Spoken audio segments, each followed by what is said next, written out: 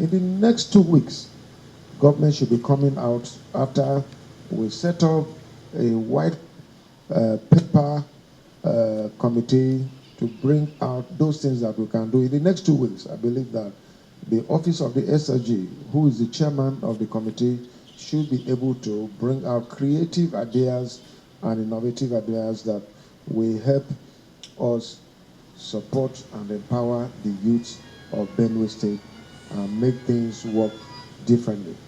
So I want to appreciate you and to assure the Benue youth that we are committed.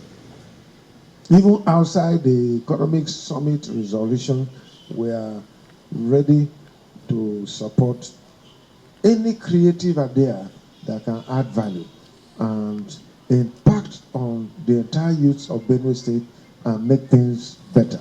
This government, under my leadership, will support and make things really work for our youth, because you are our future. For some of us, we're gotten to the other side of life, but life is a continuum, just like government is a continuum. And so at all times, we must look for things that will help us make things work. And by the grace of God, I, Samuel Otom, the governor of Benue State, I support any peaceful agitation that is talking about the wrongs of government, whether at the federal level, at the state level, or at the local government level. I will always stand by you.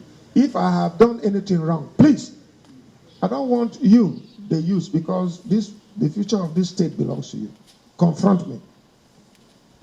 And I'm ready to take your superior argument on any policy of my government to ensure that we do the right thing. So, but this deceit that the presidency is giving us, telling lies, just to say we should blame to federal government, executive order 10, executive order this, the president doesn't have the right, and I'm going to challenge it. I'm going to challenge it. The Constitution of the Federal Republic of Nigeria is there. And nobody should come here to deceive us. This is wrong. Deceit, lies, hypocrisy that is happening in Nigeria today. Corruption have never been worse like what we are seeing today. Insecurity have never been worse like what we are seeing today. What are they talking about? If you want to tell us that you're fighting insecurity, arrest the sponsors and those who are perpetuating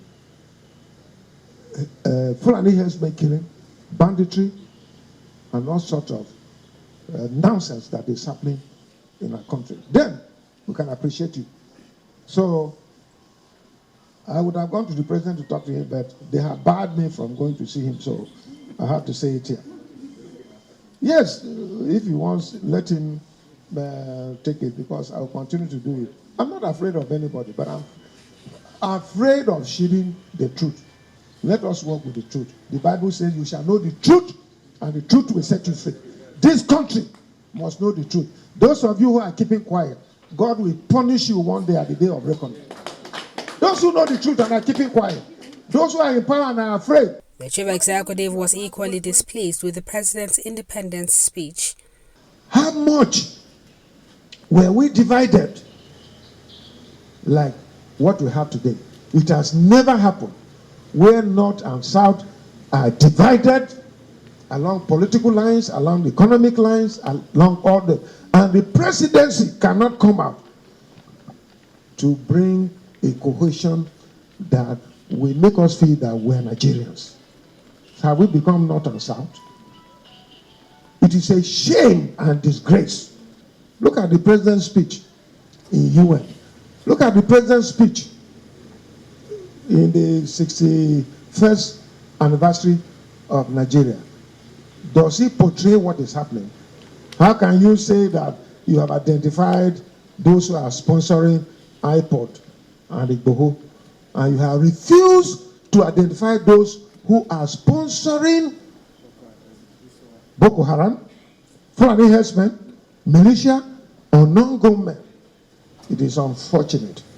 Maybe some people are deceiving Mr. President, but here I stand for the truth to say the truth. That Mr. President, Your people have not helped you.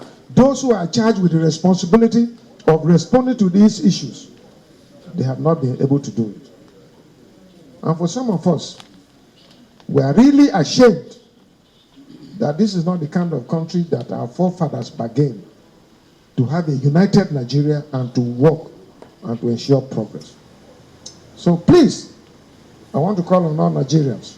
Those of you who are afraid of EFCC, you are afraid of intimidation, you are afraid of blackmail, you are afraid of death and all that.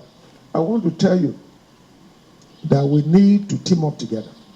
Maybe Mr. President is not aware, but his officials are chilling to stupor. All the money he is borrowing, instead of putting them into actionable projects, they are being stolen. He can confirm that. Let him ask EFCC to investigate them, not going after those people who have stolen chicken and goat. But let him go after his ministers who are stealing as no man's business. This is a fact. So the anti-corruption war have fallen. Where are we in our economy? Where was dollar when President Muhammadu Buhari, when the presidency took over? They say I should not be calling President Muhammadu, I should be calling presidency. When have we done anything that will help? How much was a dollar in 2015? Thanks for checking out Symphony on YouTube. Please be sure to subscribe and like our videos for updates.